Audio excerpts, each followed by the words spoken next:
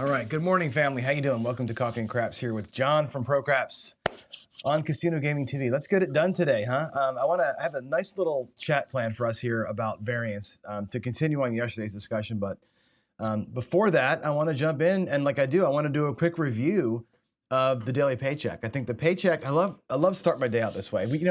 For those of you who are new to us, in the old days of this show, I did the daily paycheck type of thing on this show. I'd start the show off and I go to my table and I would roll I think we did like a four roll challenge every morning or something like that. And I tried to go do a paycheck before I would start talking at 8 o'clock. And then sometimes it takes 45 rolls and we never had a chance to talk. So I made it a separate show to do a paycheck, and it's turned into kind of a cool thing. Like, can you make $500 off of 5,000? And I know that we're all doing a lot of people are doing the bankroll challenge, right? The make 10% and walk challenge, which is what this basically is, right? Turn $100 into $110 and get out of the casino. I dare you to do it, kind of a thing. And it seems silly, right? With $100, you really think about this, right? If I said go make $10 with $100, you go, cool. I'm gonna go 64 across, take one hit and walk, right? And you're like, hey, I'm done. That was easy, John. There's no problem, right? If I say do the same thing with 5,000, would you go 6,400 across and take your one hit and get out of there? Would you do that, right? Or with 10K, would you do that? Probably not, right? I mean, it's relative, right? The percentages are relative, right? But your mind can't get wrapped around losing $64 is okay. Losing 6,400 would really be hard if you had 10,000 instead of 5,000 or 100. So do both things, right? When you approach it with the $100 level, it's more of a discipline exercise. It's more like $10 is bullshit. Can I really walk with $10? That's the test. Do you have what it takes to get out? It's also what I want you to avoid doing is just going 64 across for one hit, being lucky and walking and saying I did it. It was easy, because pump that up. Buy in for 10K and go 6,400 across, and tell me if you would even do that, right? So that's the thing. Make your strategy that you're playing equivalent to the bankroll you would play it at huge levels. It's an interesting mind game, and that's why I did it. My daily paycheck is designed to do that to myself. It's like $5,000, win 500, try all the strategies out. And again, some of the strategies are mine, things that I play all the time and I know work. We've done pretty well by and large with those. Other strategies are things that other people have given me to try, and I'm running those things out as well. Some from friends, some from just things I found online. And is it really what it is? Does this thing really work? So that's what I'm trying to find out always. So anyway, let me switch in here and let's talk about this morning. So we did the moon bow, and I know, Skill, I got to change the moon to a unicorn for you here. I can do that now, actually, while we're sitting here. It's not that hard of a thing. Maybe I can't. I don't know. I don't know where that is. Oh, I can't do it here. I'll do it later on. So the moon bow is a skill and luck strategy. So he answered the question, which is, how do I build a unicorn, right? I asked this, how do I build a unicorn? A unicorn being a thing that profits all over the place, right? It's got to make money on a PSO. It's got to make, the seven's got to be strong enough that even if I have a cross bet out there, I still make some money. His strategy does that. It's got to survive the come out relatively easily. Now his today didn't. I'll explain what happened later on. But by and large, the moonbow strategy does cover the come out pretty good. It can potentially dominate a monster roll because you're out of the hand in one shot.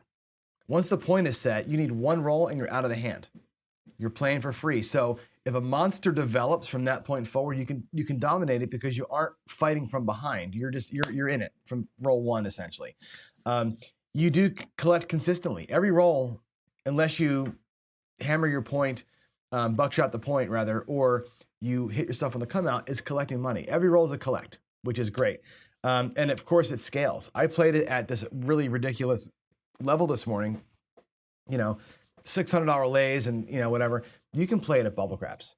Totally easy to do. So it checks almost every box that we've got. Now there are two big holes. Okay. Today we lost money. So this is wrong. It should say 4-1, not 4-0. We're 4-1. Today we lost on our third shooter. So the first shooter made money in 5 rolls. Come out, craps didn't hurt. The second shooter made money in about 12 rolls. And again, we bounced around and had a good little run there. The third shooter, we lost 2 come out 9s, and we lost a buckshot on the 5. So I lost $1,200 on the come out 9. I lost 10,000 or $1,000 on buckshot in the point. A little over 2K, 2,400 bucks or so lost between just finding the nightmare scenarios, which I, of course, found. And we still only lost today 650 in that second one. So we went down over 2 grand and came back to only have lost 625.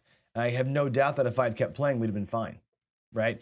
It's shown to be resilient. It's slow and steady. Most of the time, I was collecting 30 bucks, 40 bucks, 30 bucks, 40 bucks. We had a nice win on the come out once. We had a nice little run there at the end. And I had a couple of times where I hit a couple of points or a couple of numbers in the box, right? So we did a little bit of jagged in there. Most of the time, you're slow and steady. You're 40 bucks, 40 bucks, 40 bucks, doing your thing as you go. And then, you know, surviving the getting whacked, waiting for the big roll. The last shooter hit the tall, was one off the small. And I think we collected like 7 or 8 box numbers in the process, right? That was a great shooter that we could have made a ton of money on, right? That's what hybrids do. It's slow and steady, like I say, with a chance of, oh shit, because we did it today. I hit the point, I hit the 9 on the come out 3 times. I hit the point once. So I uncovered every hole today and we still survived. It's a good strategy. People are, like I said, writing me, I know they're writing skill too, saying, oh my God, those numbers are too high, right? Too big of a lay, too big of a don't, right? I get it. It's 2 rolls, right? It's 1 roll. Survive the come out by not rolling a 9, right? You got four times out of 36, right? 1 out of 9, you're not going to get burned there. That's an okay risk, right? It's an okay risk because it recovers well. Don't buckshot the point. Again, depending on the number, the probabilities of that happening are pretty low. The worst case is hit the 9, right? A repeater 9, right? You knock yourself off and then you buckshot. That's the worst possible case. Haven't seen that one yet, but so far so good, right? It's 4-1. We're up $1,000. We're up 20% in 4 runs. That's pretty good. It's about an average of 5% per run. That's okay. It's doing well. It's doing well. We'll keep at it. We got 3 more days to go, and just keep watching it and keep beating Skill up in the chat here, right? Skill worked his ever-loving ass off on this strategy to make it as close to perfect as he could. The numbers seem odd in places and weird. Trust me, he's done the math. Everything works out perfectly unless you have the 2 awful dice rolls. So good job, Skill, so far. It's fun rolling this thing out. And yeah, we got a couple more days at it, and we'll see how it rolls here. So, all right. We talked about the unicorn. We talked about the moon bow. Again, here's the challenge. I'll put it up here again. Do the 10% per day challenge. Okay. Win me 10% 95% of the time, which means you got to win 28 or 29 out of 30 days to make this thing work. 10%. It takes discipline to take 10% and stop. If you're filming yourself on camera, your video has to end in 4 rolls if you did it in 4 rolls, right? My paychecks, I don't end right away. I was earlier, like doing 10-minute shows, and it's kind of boring. So I keep going. I'll reset the bankroll, but you got to be done, right? If you do it at the casino, leave and come home, right? Win quick, survive the ugly, if you can do it, and have that paycheck mentality about you.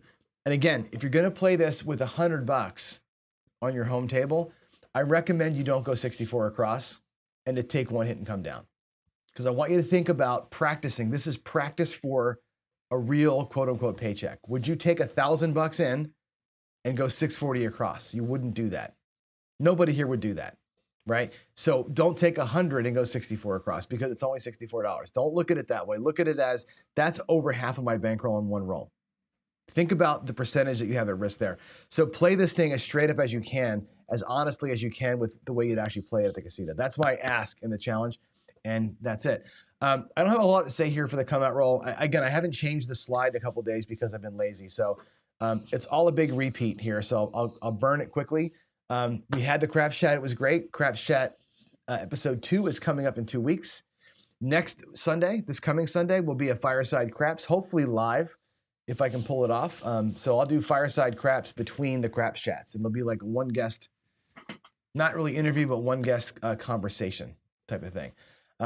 Friday Night Fights, actually Sith Lord SB versus Nemo. I got to change this, but Nemo's next up. Nemo's up next for Friday Night Fights with Sith Lord SB. And yeah, get ready for the big AZ Royal Rumble in a few weeks, February 5th. I got myself signed up for that. Go there and get signed up for him. AZ, you all know AZ. AZ's awesome. And again, we'll talk hard hat again, as you know. Oh, by the way, Jeff, do me a favor. Jeff, I know you're watching. Text me your address again. I have it somewhere, and I got to put it in my contact for you, but I need your address so I can send you the hat. Jeff won the hard hat for the month of January. Excuse me. Your nominees for the next month, who's going to get the hard hat for February? Big AZ, of course, is in there. We talked about him yesterday. We talked about skill a lot. We talked a little bit about Chris at Sideshow Gamble. Chris, Chris is taking off. He's got a work trip that's going to be about a 9-month work trip, which is a long time. He put up, again, 50-something videos that he's pre-recorded and loaded so that you have content from him while he's gone, which is mind-blowing that he did that. I could no sooner film 50 videos in a few weeks than I don't even know how he did that. So God bless you, Chris. Again, safe travels for work and do your thing there. And we completely appreciate the work you put into this thing. So Chris deserves consideration for the Hard Hat Award for sure. Vince Armenti deserves a shout out here too, because Vince is putting out a shit ton of content. He's been doing some Windcrafts teaching. He's working big AZ strategies like a dog right now. Vince puts in a lot of time that you probably don't realize what's going on, all the computers he has running and the money he's spending to make it work. So I respect that. So he's on the list, right? Alfredo from Texas Crap Shooters is busting his butt. Tons of content, tons of trip reports. He's doing the thing. Again, offline. Like this, the Hard Hat Award is for the work you do off camera. And that's why I'm calling George out. Y'all don't know this, and I'll talk about this tomorrow probably, but George is orchestrating a dice shooting tournament for all the quote unquote, dice controllers or whatever. He doesn't want to call it that. But everybody gets to be in a tournament. We're all invited, right? Free sign up. Do your best shooting. And he's got this whole set of rules planned. He's got spreadsheets going. He's got scheduling going. He's probably got 50 hours into this thing of making a legitimate, vetted, live filmed dice throwing tournament, which is amazing. So George, I think, has to be considered here. If you're not watching George, watch George. George is the dice mechanic, the guy. Yeah, George is awesome. And of course, Ed, right? Ed, Ed, we talked about him before. Ed's doing a lot of work behind the scenes with people, one-on-one, live assistance. And we have to call out our buddies, right? Waylon, the Book of Waylon is coming to life every day. And I know he is busting his hump for content for you guys. Joe at Craftsmaster Journeys on the black belt, right? He's on the green belt right now, working his way to black belt with transparent dice throwing and telling you how hard these guys work. So there it is. I want you all to make sure that you're thinking about the folks on this list. I want you to visit their channels, watch what they're doing, and assess how hard they're working for you. And then we'll put it to vote at the end of the month. Okay, I'm going to keep talking these guys up. So skill, and the problem is I can't put 50 people on the list, right? So as we get nominees, I'll add them in there. Color Up for sure deserves to be on the list, right? Wager Me This deserves to be on the list, right? These guys, they're just grinders, right? And it's not just what you see on camera.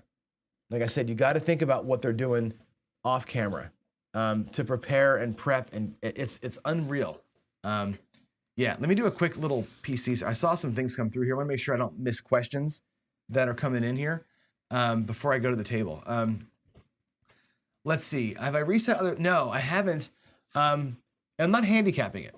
And I did count you today. So today I counted all 3 runs today. The reason why I did it, here's what I was doing, and this is actually a good discussion to have. Let's talk about it here in chat. I reset the bankroll against the Moonbow because it won too fast the first couple times, and somebody complained yesterday with good reason that I only won my paycheck because I hit the come out 3, which is true. I hit the come out 3 for $300.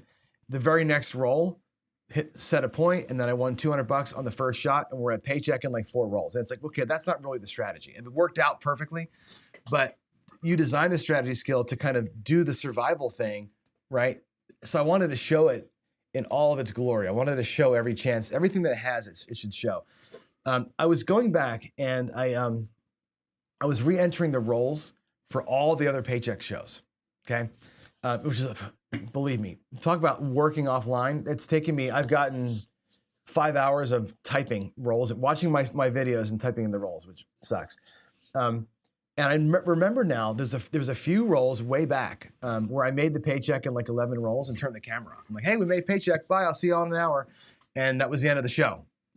And I felt unsatisfied by that. I was watching that going, man, that sucks. Like I made the paycheck on whatever strategy it was in like 5 or 6 rolls.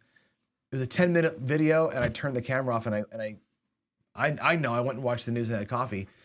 And I wondered if the people watching the video are like, well, that was dumb. That was a waste of my time to watch that video for 5 rolls. So now what I'm doing is I'm resetting the bankroll when I hit goal. If I hit it too quick, which is a good thing, I'm gonna reset the bankroll and give it another shot, reset it and give it another shot. I see that the bankroll or the paycheck series has 2 goals to me. Goal number 1, is it a long-term winner, right? Can I rely on it? And goal number 2 is to stress test the strategies. And the days where I left early after making a quick paycheck, I didn't give the strategy enough time to be stress tested. And what I want to do is show you against real dice how the strategy holds up. So my gut feeling is to reset the bankroll and run it a couple of times for about 45 minutes and give it a good 7 o'clock to 7:45 run, which should give us about 85 rolls or so a day. That's what I think. I think that's the right thing to do. Instead of it being a daily paycheck where we get 5 shots at it, some of these strategies are going to get 10 shots to win, which I think is great. Because if it can win 10 times or 8 out of 10 or 9 out of 10, that's even better. It just shows longevity. And if I can rip 3 of them out in one day like today, that's great. That's showing that we can win quick. So I think it's a good thing. I'm not trying to handicap it. I'm trying to give it more chances to showcase what it can do. And frankly, when it loses early and then fights itself back, I think that's a good showcase. So that's why I do that. Let me know in chat if you agree that that's the way to do it. Would you rather me go out there, win my paycheck and say, okay, I'll see you tomorrow and turn the camera off? Or would you rather me win paycheck, reset bankroll, win it again, reset bankroll, and maybe win or lose? I want to know what you want to see. So let me know that. Let's see, what else is in here in chat? Nemo is already posting challenges of 1 hit a day. There you go. And you're on the 10% challenge, which is fantastic. I got to update the screen for Friday Night Fights. I know that I usually come down here in the morning and I reset the screens. But today I went so long in the garage, I didn't have time to. So, and Dan wants to know, how did I hang the camera over the table? Oh, the one that's up here that you see right there? That one, I'll show you actually. Can I get a, well, I guess it's kind of hard to show you here. Give me a second, Dan. I'll show you exactly what, because people want to know. The world wants to know. Let's go to Firefox. Let me go here. Actually, oh, you can see what I did. There is the log for the paycheck here. If I go to Amazon.com and we go for a ceiling mount camera arm, this is what I did, Dan. It's this right here. This is the thing I have. This guy right here, if I zoom into that. So this thing here actually mounts to my wall, and it's a boom arm that comes out. This thing telescopes out to 5 feet. So it's 8 feet up on the wall, like this, and it telescopes down to about 5 feet. So I have that mounted on the wall behind me, and the camera is on the end of it, at the very, very down here at the tip. That's where the camera is, and that's what's hanging out over my table. So I can get that thing actually, way over the whole table. I could have mounted it in the ceiling instead of the wall and had more 360 view of it, but that's what I have. $60. I mean, I have 2 of these actually for the garage. See how that looks? How she has it up on the wall there? That's exactly my setup for the camera for the table. Into the wall, out over the table, slight angle. So there's your home studio tip of the day from old Johnny. Let's hide this and let's go back here again. So yeah, that's how I do that. That's been a lifesaver because I can just leave it there and never have to touch it again. I can reach it. The garage, same thing. The garage, I'm retrofitting the whole garage. I'm turning my garage into a studio. So I'm going to carpet the floor. I'm putting noisemakers or noise suppressors up on the wall, and I'm going to mount cameras everywhere. So the garage will have the same treatment here pretty soon. So hope that answers your question, Dan. Let me go back out here. I'm going to check chat real quick again because I did ask a question about how do you want to see me do the paychecks out there. Can I reset your paycheck too? Yeah, I wish I could, right?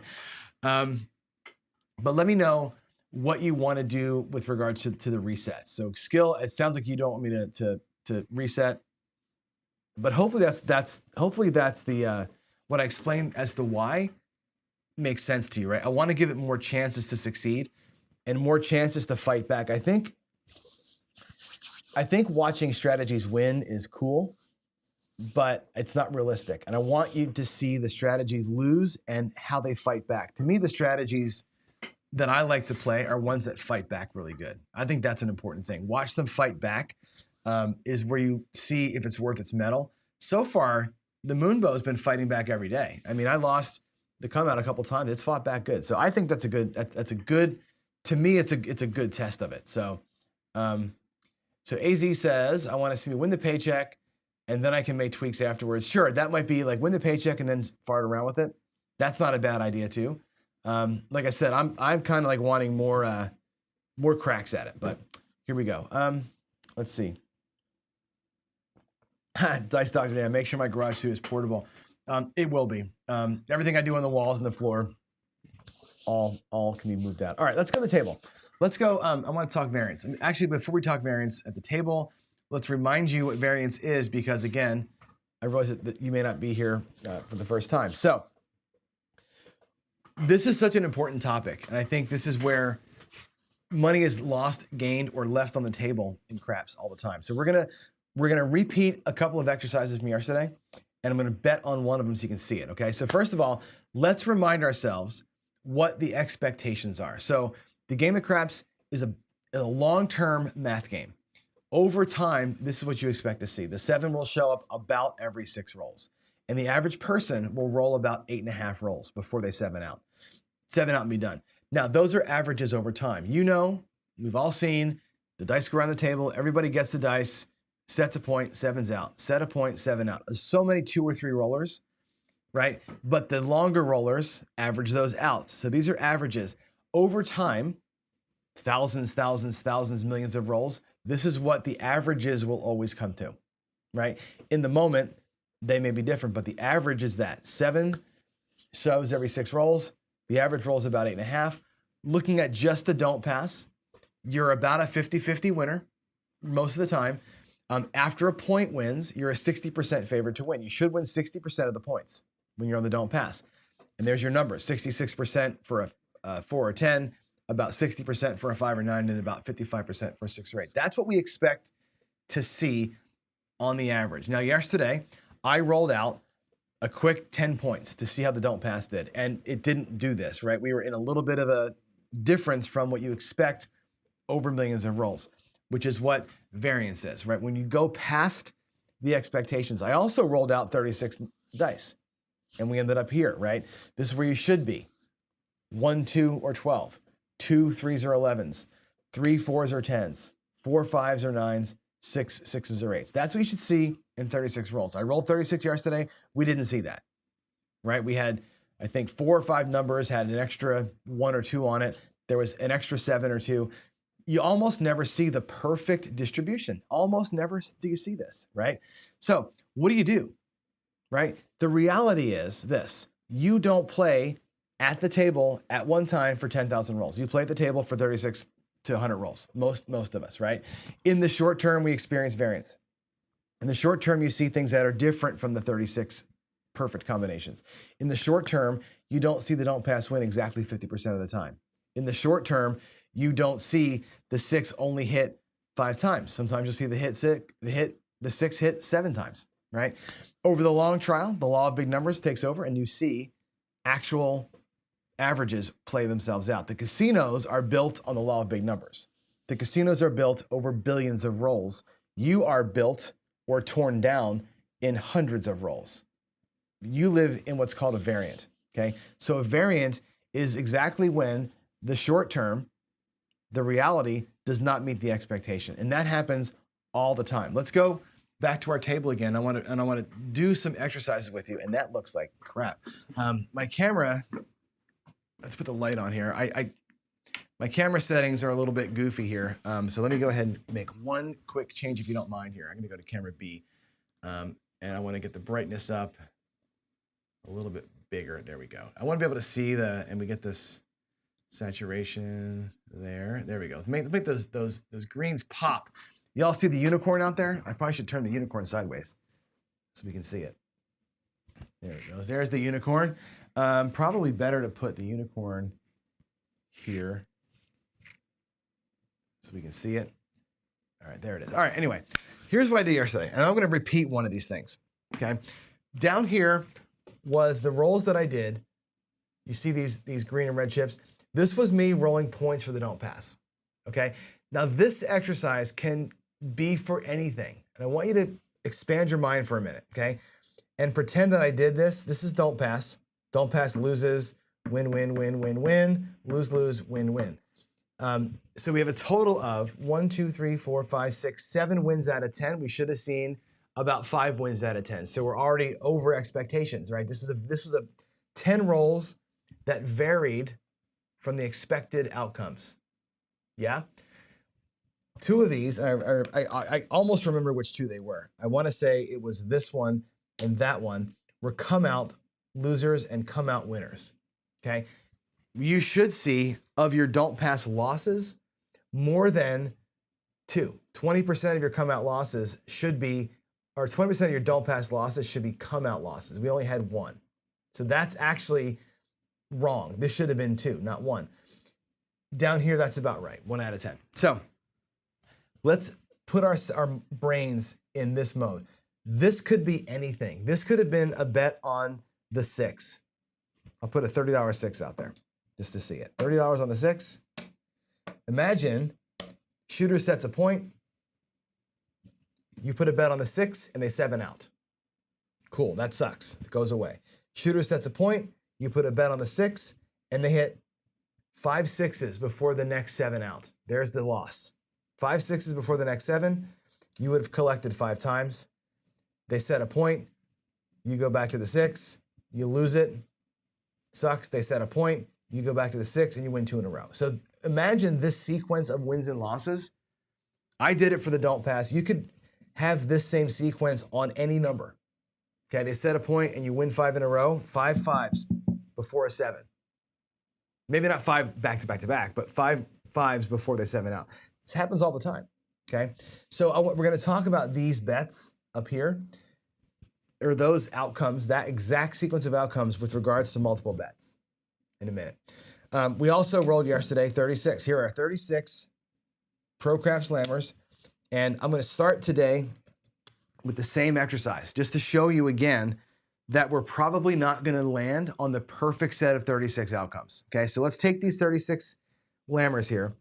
I'll use blacks for the horn and the 7s where I can, and let's see what happens. I'm just going to roll 36 times, and we're going to see how close we get to the pyramid, to the expected outcomes. Here we go. I'm going to get quick 36 rolls in, and then we're going to bet on these numbers here, right? There's a 9. I'm going to do this every day this week just to kind of give you a light on just how many times we don't end up perfect. This won't take very long. I'm going to do it fast. There's 2 9s back to back. I'll do the box numbers where I can with the white lammers.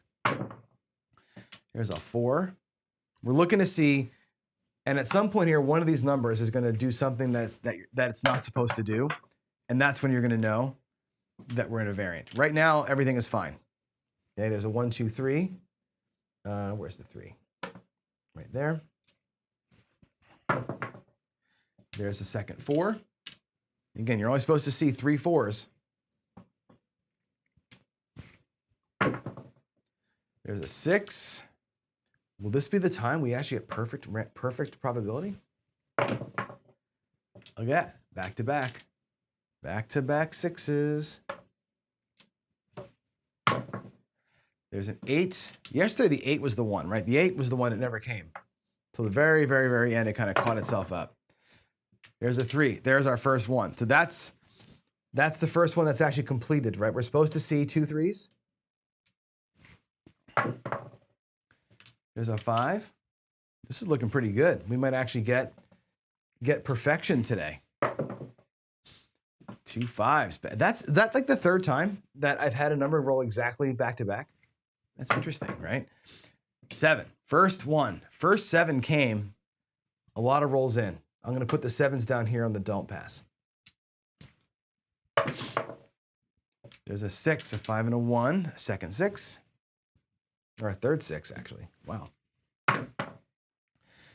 There's another 5, our third 5.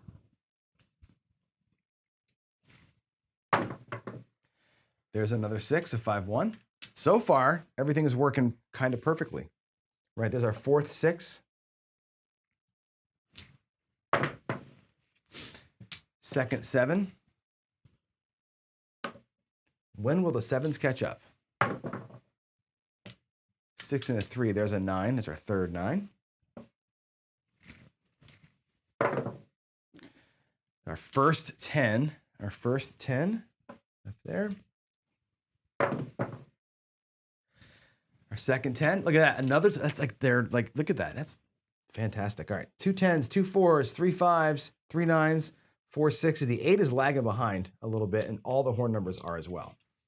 All right, there's a 9, 5 4. So that's it for the 9s, right? The 9s now have gotten what we expect. Any more 9s, and we're going to be inside of a variant. Just waiting for it to happen. There's a 5 2 7. 3 7s. That's a 4. Sorry, it's in the corner. You can't see it. 3 1. So now that the 4s are also where they're supposed to be. Any more 4s, and we find ourselves in a variant. There's a 7. The 7's gonna have something to say about this, right? 4 of them. 1 2 3. Okay, now we are definitely in some variant. For sure, we've blown probability. Whereas 3 3s, you're only supposed to see 2 of them, which means something is going to be less than it should be. That's already more than it should be. So we already know that we're already outside the bounds of what you expect. So the expectation versus reality, there it is. 2 8s. I wonder what it's going to be. Which number is going to be the one that lacks? Hopefully it's the 7. 5 4 9. The 9 now has an extra 1 2. 5 9s. We have an extra 9 and an extra 3 in this set of 36 rolls. And again, you could do this all day long, and I'll bet you 1 out of 100 times you get the 36 rolls to be perfect. There's a 6. That's our 5th 6. So that's correct now. There's another 9. Look at the 9s. The 9s have got 2 extra. There's a 6. The 6 has an extra. That was a 4 2. More 6s and 9s and 3s than we're supposed to see. There's a 4. The 4s have extra. Extra 4. There's a 10. And 10 is closed off. That's the last, well, that's the third 10 that you're supposed to see. 7. There's 5 7s. There's a 5, 4 1 5. The 5s have met their expectations. So the horn numbers today were what got spent. Now look at this. Here's another 6. Out of the 36 rolls, look where we are. The 6 is in a huge, it's the huge winner so far. There's the 7. There's your expected number of 7s. There's 6 7s out of 36 rolls. There's still a few rolls to go. There's a 5, 4 1 5. This is a great box number roll here. The 5s have an extra 1. The 7s also have an extra 1. There's too many 7s. There's another 5. Check this out. This is interesting, right? So now 36 rolls are done. Let's look at what happened. We had an extra 7. So your SRR here would be a little higher than 6. Okay, or a little lower than 6. Oh shit, my SRR was 575. Must have been a bad roll, right? No, because our horn numbers were less than they should have been. Look at these up here. 2 extra 5s, 2 extra 6s that we had. I'll put them up front. 2 extra 6s, 2 extra 5s, an extra 4, 2 extra 9s in that roll. Now the 8 was lacking, right? But the rest of the box, right? Those are variants. That's something other than the expectation is a variant. And that's where we landed up here. So we'll do this every day to prove this out. You're never going to live in the 36 roll world that you see on camera or that you see in the charts. You're almost never going to be there. You're going to be here. Over your lifetime, you'll be perfect random in terms of the distribution. in the short term, you're never in distribution. So you got to know this is the possibility. You're playing for this and this as a right side player, right? Or you're playing for that as a dark side player. All right. Now let's take all these back down. I want to revisit the variance of those bets up front. Now let's take a look at some betting systems. And I think we talk about trending a lot. Tomorrow's going to be really about trend betting. But I want you to take a look at those 5 bets that are happening in a row, because that's a frequent thing. And we saw it up here, right? We had 4, 5, 6s before we saw that 1, 7. The same deal can happen with these bets, again, on any number. So let's assume that we're on the 9 for a quarter. It's right here in front of us. The 9s, we're on the 9. Okay, the puck is off. Shooter sets a point. Who cares what the point is? It's a 5. Okay? They roll a 7 before we had this bet. So this bet's going to be a loser. I'll put the losers right here. Okay? We come back out again with a 9. And now you get 5 in a row. Let's just do same bet. So you get 5 $35 wins. There's 1. There's 2. There's 3. There's 4. And there's 5 $35 wins in a row. Then you lose a quarter. Okay? 2 losses. You go back out for a quarter again, lose it again. 3 losses of 75 bucks. You're back out there for a quarter and you win the last 2 bets. 1 more and 1 more. So in this situation, you would have won 1, 2, 3, 4, 5, 6, 7 times 35, and you would have lost 3. Imagine, again, these are points being set, 7 out, point being set, 7 out, win-win. Okay? How does that affect you over here? Well, you take 3 of these, obviously. These 3 wins get gobbled up by your losses. And take the last bet out of here. Like it doesn't matter. And what you're left with is what's out here. Whatever this is. This is going to be 25, 50. So you have 100, 25, 150, 170. Okay, that's not bad, right? 170 wins on the 9.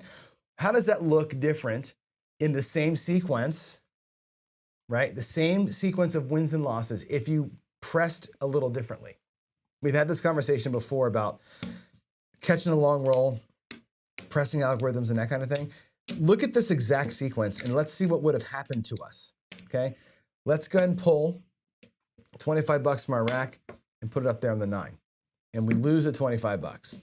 We put 25 bucks from the rack on the 9 again, and we win. We win 35 bucks. What if you did a simple press? Just press the caps. We'll just do a cap press, right? Go to $35, okay? On this win, now you don't win 35 bucks. What do you win? You win $42, or 35 wins 49. So 50 bucks comes in. I'm not going to do the pennies. I guess we can do some. You drop 1 from your rack, right? So you get your 50 bucks. Okay? That's great. Now look at your wins. You're at $75 in wins. It covers your loss already. That's only the first win, right? The first win brought you there. The second win pays you there. The third win here, and we didn't pay ourselves. So if we won 50 bucks, let's say you take that, and again, we'll do like another $10 press and make it look like $45. Okay? So in the third win, you're up at 45 bucks. And what does that pay? 35 plus 20 pays 28. So what is that? $56 or whatever it is. Right? Why am I losing my mind here? 28 and 35 is 58, 60, 63? Yeah, 63. Geez. All right. So 50, 60, 65 for 2. And again, we'll put 10 bucks on it and we'll rack the rest. Now this looks like a quarter. Looks like 55 bucks on the 9. Okay. You can make it easier and make it 60 if you wanted to, or you can leave it there. It doesn't matter. Now you're here, right? The next hit. So we had 1 hit. We went to 35. 1 hit went to 42. Now we're here at this level here. We get the 4th hit, and now 50 pays 70 and 5 pays 7. So it's 77 bucks, 75, 77 bucks. And we'll go up again by another 10. Now it looks like 50, 65 bucks. Our last hit at that is going to be 70 plus 21, $91. Look at the difference with just a $10 press, 91 bucks, okay? There's your winnings, and then we lose 2. So you're gonna lose all of that. It all goes away, okay? The net loss of that was the quarter that you started with, not the profits. It's the quarter that you put out there to start with is what goes away. Remember that too when you're practicing this stuff. Go back out for a quarter again. Let's get a quarter. And you lose, goes away. There's a 75 bucks in loss. Another quarter goes out and you win twice. The first time you win 35 bucks. You do that little press, bring your quarter back. The second time, 35 is gonna pay 49, so 50 for 1. And then that's where we left our 10 outcomes. Look at the difference in profit here, right? Let's say you pull this down. 3 of those green chips cover your 3 losses. And now you're out here at, just by pressing the reds versus same betting, 100, 200, 75, 312 bucks, just by doing a $10 press. Isn't that interesting? So minor pressing in here makes a huge difference up here. That's super interesting. And this happens, right? You're gonna see 5 9s before a 7. You can do the same thing and measure this out. What if I had, you know, triple luxed it? What if I had double tapped it? If I did the double tap thing, let's do the double tap move. Let's see what the double tap move would have done here. If you had played it the way it was written, okay? Check this out. Let's do a $40 9, right? Loss. 0.7 out, lose 40 bucks. Okay, we'll try it again. There's 40 bucks. Okay, now we win, right? We drop the 4. Remember this? You drop the $4. Make it look like 100.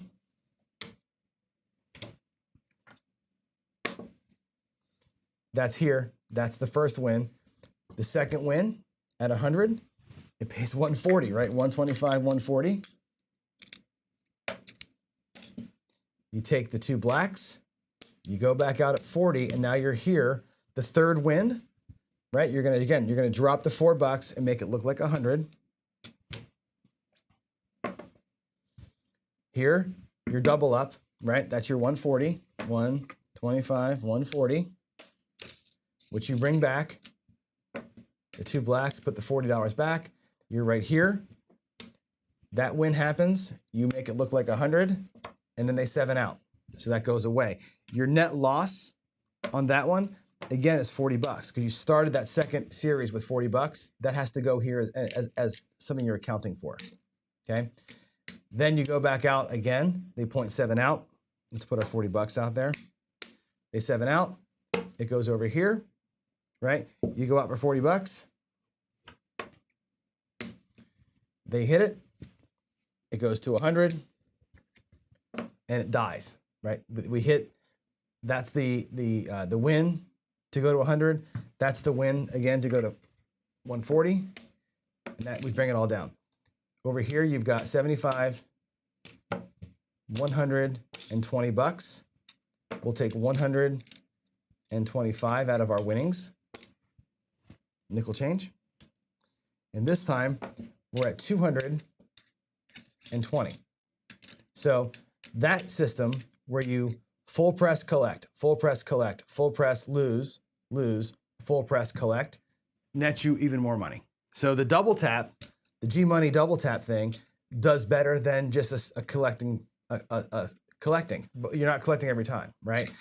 So when I do this kind of work, like you talk about being obsessive about stuff, this is what I obsess on, is like, given that sort of outcome sequence, what's the best way for me to play it, okay? You can do the same thing and look at what it looks like to half press. Half press will be a little more aggressive than the $10 press that I did the first time through.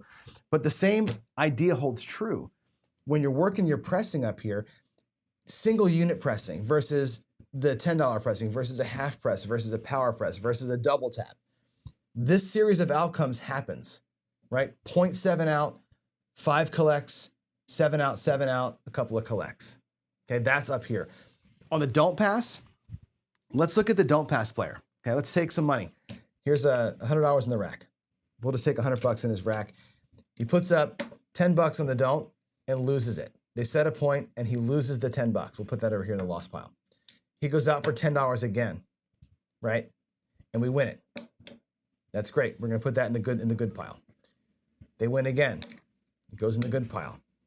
They win a third time. It goes in the good pile. They win a fourth time. It goes in the good pile. They win a fifth time, and it goes in the good pile. Then we lose. Then we lose again. We go back out there. We win. It goes into the good pile. We win again. It all comes down. And again, 3 losses, 3 wins cover 3 losses, and you're out with $100 and your last bet. In that scenario, right? 7 wins results in 5 units or 4 units of profit, which is what you'd expect. Now, what if you were more aggressive down there? And again, I look at this don't pass player as, what if you did this? What if you did a simple up and pull system, right? And up and pull, here, we go for a quarter, we lose the quarter. They made the point. We go out there, we win a unit here, you go up. Then you win 2 units here. You go up and profit 1. You win 3 units here, right there, up, pull back 2. Over here, you're going to win 4 units. You're going to go up a unit and pull those 3 backs. Over here again, the 5th one, 5 unit bet out there, you go up a unit, pull back profit, you lose, it all goes away. You go back out, you lose again, it all goes away. You go back out, you win, you stack it up, you go up a unit. The next win here, you would go up and pull, but we're done for the 10 outcomes, and our net here is $350 minus our losses, and our losses were 3. We had 3 times we went out there for 1 unit. Right? We'll take that away. Now you've got $275 in profit. Just by doing an up and pull, right? When you're in, and I say this a lot, when you're in the streak, you don't know it, right? When you're here, you don't know you're about to be in a 5-win streak. But if you bet it up and pull, up and pull, up and pull, up and pull, in the streak, you're going to make money. If you bet the streak aggressively while you're winning, you make money. This, by the way, is Baccarat, right? You ever watch a Baccarat board? Banker, player, player, player, player, player, banker, banker, player, player. That happens all the time, right? And this is how you win when you play games like Baccarat, where it's a coin flip kind of a game. It's all about bet levels. It's not about how often you win. It's about where your levels are when you do win. And trends like this, variance in what you expect, are going to happen more often than they don't, right? You're not going to, you'll see it, but you're not going to live in the world on the don't typically where it's lose 1, win 1, lose 1, win 1, lose 1. You're not going to be here. You're not going to have this ping pong. Sometimes you will have the ping pong. You're not going to be here. You're going to lose all your money, right? That happens, but it's not like, it's like a coin flip. You're not going to do this 100 times in a row. You're going to live in this world here, and you can stay alive in here, right? If you do live in, if it's a ping pong situation, right? What would happen is you'd be out there, you'd lose your first bet, right? You go back out and you win a bet. And then if you're stacking like I was doing, you'd lose because you lost it all, right? Okay, great. You go back out, you win a bet, you stack it up, you lose it. You win a bet, you stack it up, you lose it. You win a bet and you stack it up and you walk out of here with $50. You actually lost a quarter, right? Or you lost $50. That's a hard way to live, right? The chop is tough. But that's more rare than that is over time or over small periods. Over the short term, over the long term, everything is a chop. But over the short term, you're going to see this. And I think that's where I want you to focus on. Think about the game in these short windows of time and go to your tables and roll it out, right? Grab your dice and do what I did. Roll out 10 outcomes, 10 random point outcomes, and then start practicing betting. What happens if I was betting and I had 7 out, 7 out, 7 out? What does it look like where all my bets would have been? I think that's an important thing for you to see and practice with. And the more I roll, the more I play, the more I practice, the more I see, this is where we live all the time. And there's money to be made in the variant. There's no money to be made same betting. There's no money to be made in the chop. So you look for those variants, and when you're in them, You can hit them, and I think it's an important bit. So hopefully, you gotta expect the chop black light for sure. But when you're in the chop, the smart player feels the chop and goes back down, right? And where you get hammered in a chop is if you're trying to chase it. So like for example, I'll call Waylon out here. If you're doing a ladder and up as you lose strategy, the chop will destroy your bankroll. Whenever I've lost practicing something that Waylon's put out, it's always because I find myself in a choppy situation, and it's up as you lose, and you never recover it because the chop kills you. But the chop is there. To me, when you're in chop, you go down to base bet, and you bet small as you can until the chop resolves itself, right? A lot of times what I would do in Baccarat is wait for the second win, and then I start doing up and pull. I'll same bet the first win all the time. Second win, I start the up and pull process, or I start some more aggressive process after win number 2. Okay, so there you go. I hope that makes a little bit of sense there, right? Like that first green chip here, same bet that one, so you recover your base, then up and pull, up and pull, up and pull 4 times instead of 5. That's how you survive a chop, is you wait until the second hit to start pressing. If you same bet the first one, you're going to be, generally speaking, you'll be okay. But there it is. Let's see. Feel the chip, confirmation bias, assuming you identified a trend beforehand. It is a guess, right? Or feel the chop. What I mean by that, Duracell, is if you're losing every other bet 2 or 3 times in a row, you're in the chop. So I say you avoid the chop by not pressing the first bet. So in other words, let's do a chop. I just did a chop example where we would have lost money. Let's do another one. Let's do an actual chop. Let's do lose, win, lose, win, lose, win, lose, win. There's a 5. Is that 5 or 6? That's 1, 2, 3, 4, 5, 6, 7, 8. We'll do another sequence up here, lose, win. Here's a choppy situation. Okay. What happens in this chop? Okay. If you same bet it as you go. Okay. So if we put a unit out here, we lose that unit. You put one out here. Okay.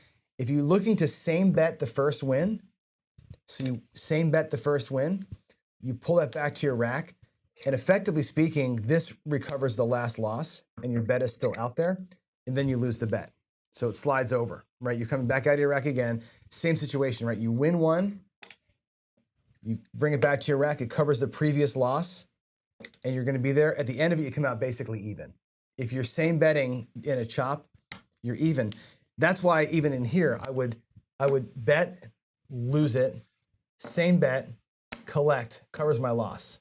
Now I'm out here for the same initial bet, and here I start doing the up and pull. So 2 bets goes to here, win 2, rack 1, stack 1. You go in here, win 3, stack 1, rack 2, go in here, win 4, rack 1, stack 3, and I've come out of there with 6 units in profit. This loss that comes, so what? Right, the loss comes, I come back out, we lose it, I come back out, we lose it again, I come back out here, we win it, and I stack that first one, we come over here, now I would do up and pull. I would have 2 units out there for the last bet, but our 10 shots are over, so it comes back, and you're still in a good spot. You won 1 less unit than you would have, right? But I think same betting up front saves you in the chop before you start the progressions. But I think betting in progressions like that is the way to catch a streak. I think it's pretty important. So, all right, guys, let's get out over here. Let's see. I'll tell you what. I'm looking at, I just came back to my chair. That table looks pretty good. Those chips are popping against that lighter background. It looks nice. All right, I'm pretty happy with that. Hey, here we go. All right, back to, oh God, there's that stupid, and this light needs a remote control. So we don't get the weird lighting. All right, it's 9, it's time. So there you go. Yeah, same betting, a chop wins $0, right? But pressing in the chop, if you press your losses, you'll get destroyed in a chop. So if you same bet all the way through, or if you raise after a loss, the chop will suck your bankroll. You've got to same bet once and then start attacking the subsequent one. That's where that works. So Victor, where are my new chips? They are not ordered yet. I have them designed. I'm just waiting to pull the trigger on the order. They're going to send me 1 chip in the mail. And I want to just vet the quality before I place them. They're expensive, like $2.50 a piece. So there you go. Duracell disagrees with me. I'm not sure what you're not sure of. If you same bet the chop, like we just showed you, that's where your money goes away. I just showed it to you. You same bet that chop, you get killed. If you chase the loss in the chop, you also get killed, right? Because your ladder down never happens. You never get enough wins. You need subsequent wins to make it work. If you up and pulled in there, like I was showing you, if I same betted it, I would at least have been even, right? As I showed you. If you tried to press through it, you would have lost. And tomorrow, what we'll do is I'll set the chop up tomorrow, and we'll actually bet it out. I'll do all the bets across the whole chop as we show it. Maybe I didn't demonstrate that good enough here, but yeah, same betting it, you're going to get hammered. Yeah, but Waylon, if there's no wins, the problem with up on a loss, down on a win, is that there's not enough wins to get you there, right? In the chop, you end up getting your bets go up too high. Let's do it tomorrow. Tomorrow, let's go out there. Tomorrow, let's go out there and let's put the chop out there. And I'll do the streak that I have here. I think the streak is good to keep. And I'll do a chop as well. And we'll do all the systems. I want to do the up as you win. I want to do the up as you lose. I want to do the 1, 2, 3, 4, the 1, 3, 2, all the different progressions against the chop, right? And against the regular. I want to do it against both of them so we can see kind of how they play out. I think it's a good comparison to see what bet levels do as you're in those different scenarios, because again, chop will hammer you for sure. So there we go. Let's see, what else do I have here? Anything else? Anything? You're saying Ladderson kills it in the chop. If you lose every other time and you never collect on the last one, how are you winning on the chop? That's the thing, right? If you're, oh God, Martin yelling, don't even go there. But yeah, if you're chopping it and you're getting hammered, are you ever collecting a chip? I guess you are. I guess in the end, you're collecting 1 unit every time you go up, but you get up here, and if you get 2 losses in a row, you end up getting hammered. I'll do it tomorrow. Tomorrow I'll put the chop out there and we'll bet it both ways. We'll do a ladder in the chop, and we'll do a ladder on the good sequence, and we'll do the progressives on both too. I want to go back to both and lay them both out there, Waylon, and see that we can how that works out for us. So let's do it. I know you're saying confused. I'm talking in circles here. Win one, lose one makes money with the ladder system. Let's do it tomorrow. Let's act. I'm sure you're right, because you do this for you play the ladder. I don't. Tomorrow. Let's do it. Let's lay the chop out. Let's lay the good streak out, and let's put the bets all out there. And I'll actually play them out as we go. What do you say about that? Let's put them out there side by side tomorrow, and simulate. I can't do it this morning because I got stuff at work. But you're right. I think you're right. I think if we start out win lose. Now I got to go to the table. Now I got to go. Put the light back on. So I want to see it. I want to see it happen, because I think the ladder, does it depend on where you start? Let's see what happens, Waylon. Total bankroll. I'm going to leave that up. So we lose. Let's go out here. I've got, come on, Johnny. There's 100, there's 200 bucks. Let's watch the ladder work, because I think Waylon's right about this. Right, there's our $200 bankroll, okay? I'll put it out here so you can see it cleanly. So the first bet goes out and it loses. So it goes over here in a loss pile. The next bet goes out, right, at 200 bucks. So we win that. I see what's gonna happen here, right? So we're gonna win that, and back to base you go, and you go over here, right? So your base, the loss that you experience goes away, and you have a 3-unit win. Is that what you're saying, Waylon? You lose this, so you slide it over here, and you go to 2 units. You win 2 units, back to base you go, and you're there. So that's what you're saying. So the ladder rocks the chop. So I was wrong about that as I was saying it before. The same betting is where the chop kills you. The ladder is what you need. The same betting and the chop is going to be ass. You're going to get your ass kicked. That's what I was trying to say earlier. The same bet is where you get burned here, right? You lose, you win, it covers your loss. You go, and the same better is where you get hammered in the chop. I think the progressive better, winning or pressing after a win, in the chop also gets their ass kicked. I think the ladder, I misspoke earlier, is the one way that you can win in this situation, because you're going to win every single time on the wins. It's the same betting, and it's the progressive bettor that gets jacked up in here. The progressive bettor in here makes more money than the ladder does, because the ladder only has 3 chances to go up, where the progressive bettor goes up every time there's a win. So I think this situation, we can do it again tomorrow, and I will. And this situation, we'll do it both laddered and progressive and same bet. And I want to see how the money works, how the money gets affected in the rack in those, because those are both streaks, right? Let's go back to the other screen here. They're both streaks. So the stupid light, the chop is a streak, right? The win 5 in a row is also a streak. They're both streaky things that are happening. And what are you doing in the moment there? I think same betting, and it's going to be always the worst problem. So there you go. All right. Thanks for setting me straight there, Waylon. I knew I was talking in circles, and you got her. All right. Let's get out of here, guys. It's 9 o'clock. I got to go to work. So see you back in the morning for more paycheck. I may practice tonight. I don't know. I'm working in the night shift this week. I'm working all day, 9 to 5, plus 6 to 9. So we'll see if I want to practice tonight. Anyway, I got to go. Y'all have a great day. Thanks for joining in. Of course. I'll see you in the morning. Love y'all. Thanks, Waylon, again.